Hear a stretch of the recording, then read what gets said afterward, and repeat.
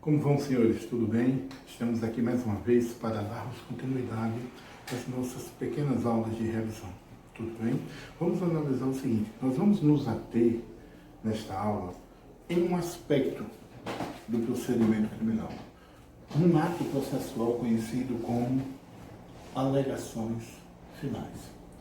Nós sabemos que essas alegações finais, elas geralmente ocorrem, na verdade elas ocorrem dentro da audiência de instrução. Então o que eu fiz aqui?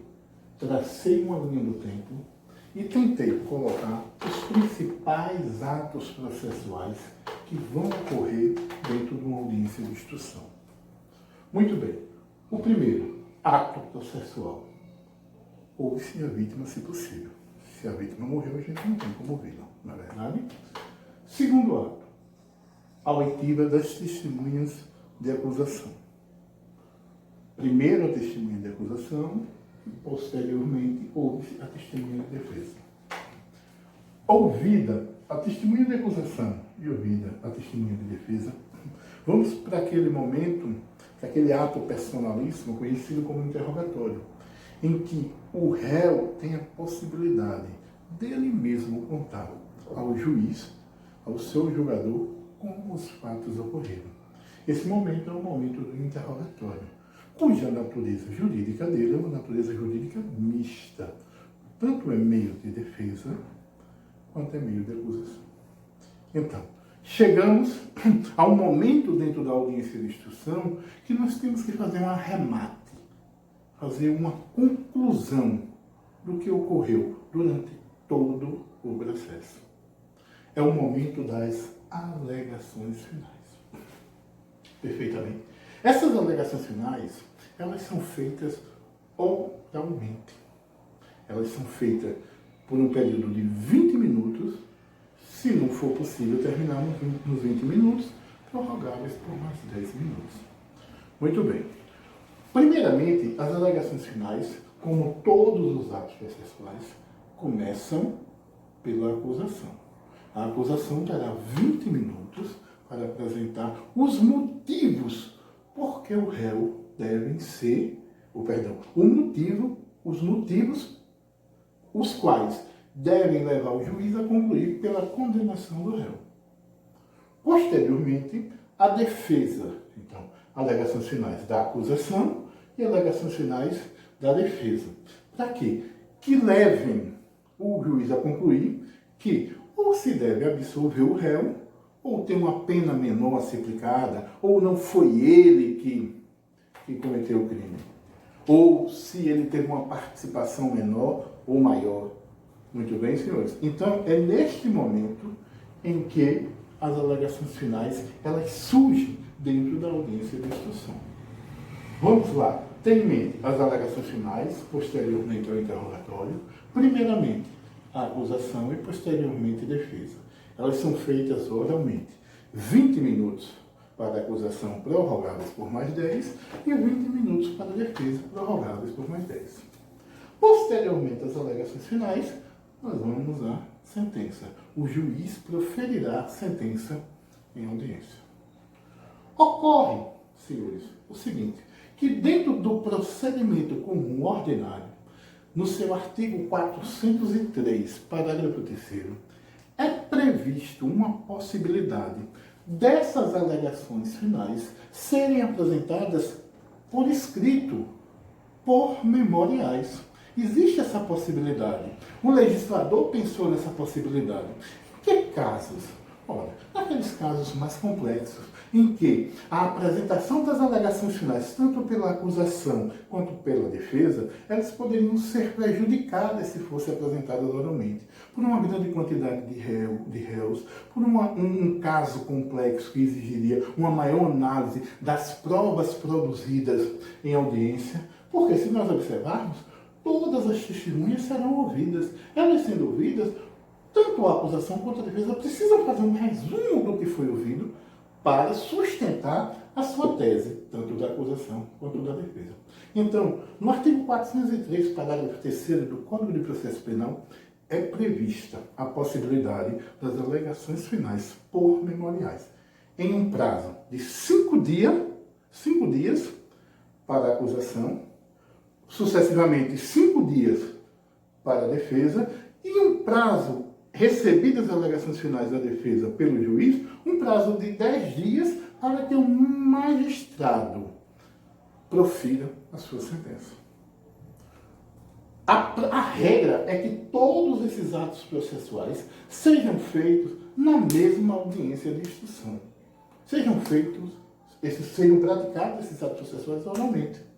Esse é um princípio que rege o processo penal. O princípio da concentração dos atos processuais em audiência, para dar uma maior celeridade. Uma previsão constitucional que exige uma maior celeridade, eleva a celeridade processual à categoria de direito fundamental do cidadão. No seu artigo 5º, inciso 78, a Constituição elenca isso. Mas às vezes não é possível, devido à grande quantidade, à complexidade do caso, à complexidade dos atos. E o juiz permite, com a previsão legal no artigo 403, parágrafo 3º, por procedimento comum ordinário, as alegações finais por memoriais. No procedimento sumário, pode acontecer essas alegações serem apresentadas por memoriais, só que não existe previsão legal. A doutrina a utiliza, há alegações finais por memoriais no procedimento comum sumário, mas não existe previsão legal. E no procedimento comum sumaríssimo é que não existe mesmo. Que lá vigora o princípio da oralidade, o princípio da informalidade, naquele procedimento comum sumaríssimo. Dessa forma, não existiria também a previsão legal das alegações finais por memoriais. Então, naquele procedimento, não seria permitido as alegações finais por memoriais, no procedimento comum sumaríssimo. E no procedimento comum sumário não é previsto legalmente, mas é aceito pela doutrina a possibilidade da apresentação das alegações finais por memoriais. Lembre que ela também pode ser chamada de alegações finais por escrito, tanto por memoriais como por escrito. O prazo seria de 5 dias. Primeiro para a defesa e sucessivamente primeiro para a acusação e sucessivamente para a defesa. Logo ao receber, o juiz teria um prazo de 10 dias para proferir a sentença. O que eu fico imaginando agora é o seguinte: quais seriam essas teses levantadas pelas alegações finais? Olha, senhores, nas alegações finais nós levantamos todas as teses possíveis, buscando ou a absolvição, ou a diminuição de pena, ou um excludente de ilicitude. Nós também poderíamos pedir uma extinção de causa de aumento. Então, senhores, eu elenquei aqui algumas das teses, como a inexistência do fato, que não existiriam provas suficientes de que o fato ocorreu, que o fato não é de infração penal, que não existia prova que o réu concorreu para o crime, que fatos que isentem o réu de pena, as nulidades processuais, o afastamento de qualificadoras e causas de aumento, a aplicação da pena no mínimo legal, é uma infinidade de situações que você pode e deve alegar nas alegações finais. Não esqueçam de, nas alegações finais, vocês também deixarem registrados, se forem importante para o seu réu, partes dos testemunhos. Parte do que foi ouvido, tanto na testemunha de acusação quanto na testemunha de defesa. Porque na testemunha de acusação ele também pode lhe ajudar. O testemunho dele pode lhe ajudar, como a testemunha de defesa também. É importante esse momento das alegações finais. É o último ato antes da sentença. É a última oportunidade que você tem para falar em nível de primeiro grau, para que você apresente, num processo de conhecimento, é claro, para que você apresente as razões da defesa do seu cliente. Muito bem. Na prova da OAB, geralmente, o que cai para a gente, para o aluno que está sendo avaliado, são as alegações finais por memoriais. Logo, nós precisamos atentar ao prazo de 5 dias e o fundamento legal, que seria o artigo 403, parágrafo 3º do Código de Processo Penal. Sempre lembrando, apenas o procedimento comum ordinário prevê a possibilidade das alegações finais por memoriais. O procedimento comum sumário a utiliza, mas por questão de utilização da doutrina e não previsão legal. Não existe previsão legal para o procedimento comum sumário utilizar as alegações finais por memoriais ou por escrito. Outro detalhe importante, o procedimento comum sumaríssimo não pode as alegações finais por memoriais. Tem que ser feito oralmente, num prazo de 20 minutos, prorrogados por 10 minutos.